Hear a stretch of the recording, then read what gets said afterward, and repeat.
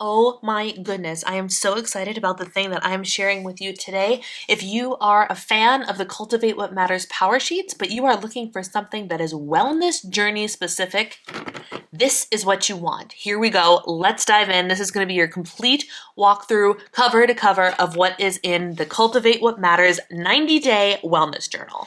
It has been a minute since I have had a new planner related product to share with you, so I'm super pumped to share this wellness journal with you today. First of all, let's just talk right about the color. I am a huge fan of the color green in this journal. I just think it's absolutely beautiful. It's not like any other Cultivate What Matters product I have, which is super, super fun. This is a hard bound cover, and we've got this gold coil spiral thing. We all know how I feel about this coil. I do not like the double metal coil thing, but this tends to be what all Cultivate What Matters coiled products have. I long for the day when this is no longer the case, but in flipping through this, the coil was not offensive in any way, so that's great. This is a 90-day undated wellness journal, so it's for, a quarter of the year. Perfect time to pick one up and get ready to set some new goals for spring going into summertime, in my personal opinion. That's what I will be using this for, but this is set up very much like the power sheets are. And so I want to show you everything that's inside. I think it's well thought out. I really enjoy it, but I do have a couple of things that made me kind of have a little bit of question marks, right? So first we have our this belongs to, why we do what we do, healthy bodies, minds, and spirit help us cultivate what matter most, how to use this journal. It has a whole page on how we're using specifically the wellness journal, and we are defining wellness with body, soul, mind, and fuel. Fuel keeps you going. In this area, you might set goals around food, water, vitamins, or rest.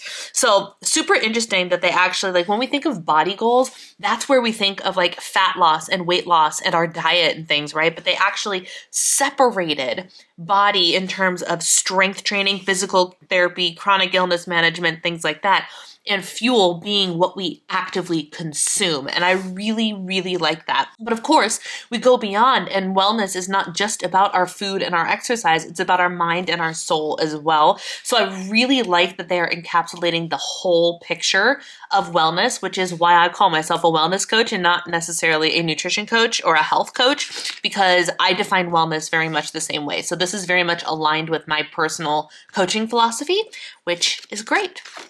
This was my first little question mark, huh? What? Are you ready for this? And it's not that I disagree. It's just the color choices. Wellness is not rigidity. Wellness is not perfectionism. Wellness is not punishment. 110% absolutely great. But why is the is not in green and the is in red? Who overlooked that? Like, our brains, our subconscious is literally wired to see red as bad, red as stop, and green as go. So why do we have the things that are not in green and the stuff that are in red? Like, it just doesn't make any sense to me. And I was like, how did we overlook this? I don't know. Imagine your future self. This is a great thing to do. Writing things out as if they already happened. Write some thoughts out of how you want to grow and how you want to show up long term. I personally would, like I said, use this as a future self writing to a past self or something like that to get your brain in the right headspace.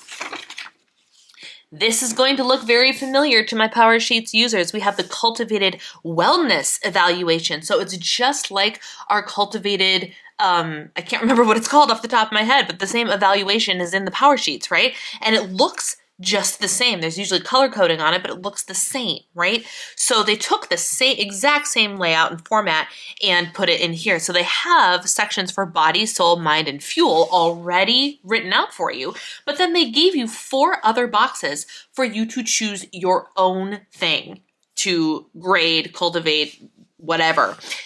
Which I really like because it gives you the freedom to do a little bit more, which is awesome. Next, we have the starting metrics page. I love that because typically when you're on a wellness journey, odds are you're looking for a little bit of body recomposition, body change at some point, whether it be your weight, you can do starting point and your goal. I love this. So it has your goal, right? So you can have like your waist measurement, your whatever it is, how much dumbbell you can lift for your biceps, whatever it is.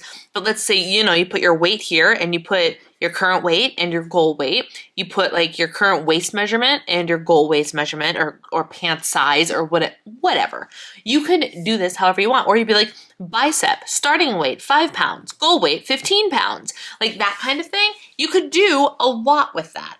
Then you reset your mindset. You take your negative mindsets and you switch them into positive ones. Super, super important. Brainstorming your wellness goals. So we once again have the body, soul, mind, and fuel, and then the create your own. So you're supposed to use these with the same thing that you had on the other page, right? Here is the other thing that I went, huh? What? Okay. And it'll all make sense in a second. So here's how we set the goals. We have SMART goals that they want you to set.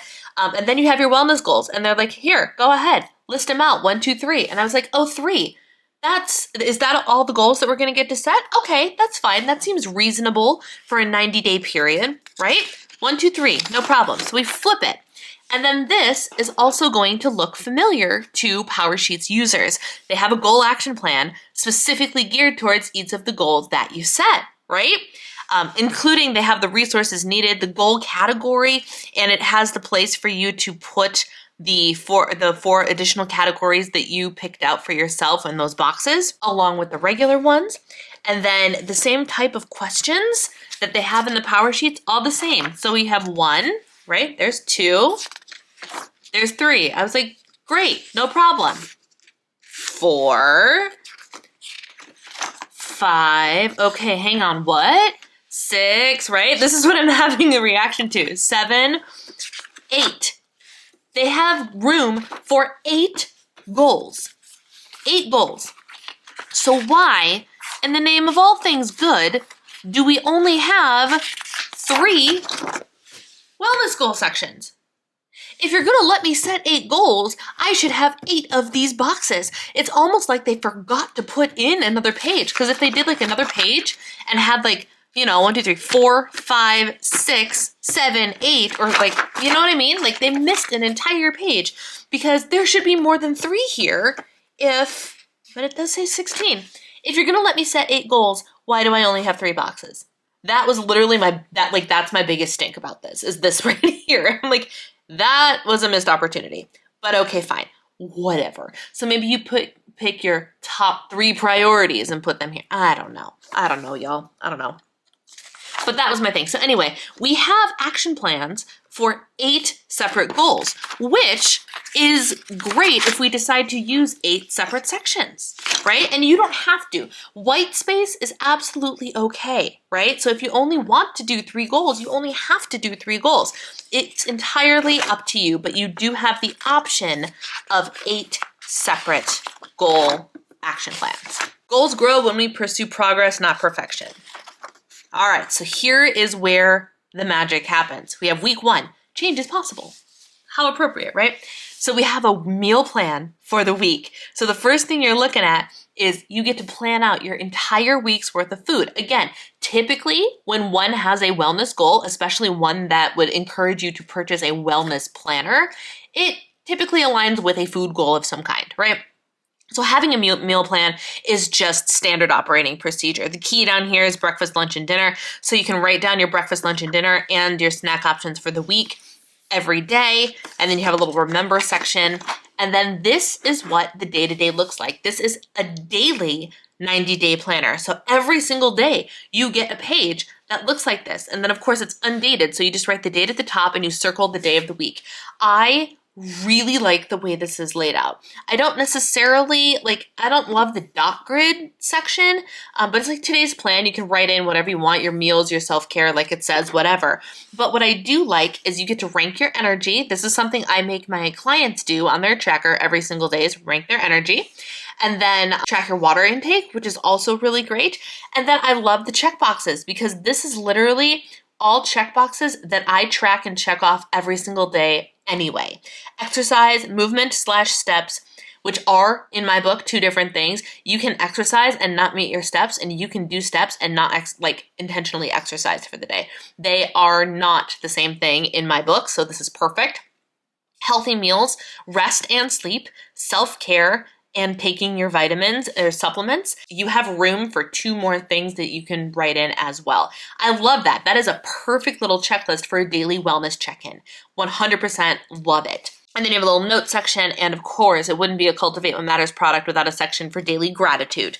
So this is what every day of the week looks like. And then at the end of the week, we have a notes page, and then you flip, and then boom, new week, slightly different colored paper page right here as a divider, and a new quote, every movement makes me stronger, and then again, the meal plan for the week, and we go into the exact same pages. So now we're getting into content that is identical throughout the rest of the thing. And then when we hit the end of a month, we get a monthly refresh as well. Now, depending on when you start in the calendar, these may or may not perfectly line up with the calendar month that you are in.